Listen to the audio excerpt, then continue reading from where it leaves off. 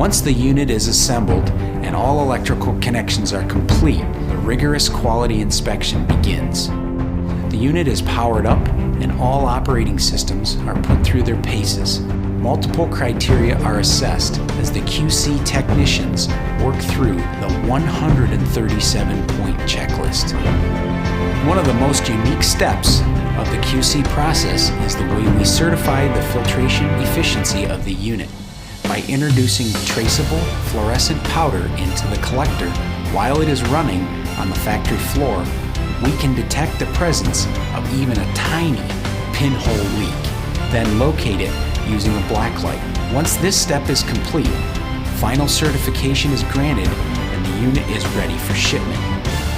After all, that's what the equipment is designed to do, to make sure that you get clean air.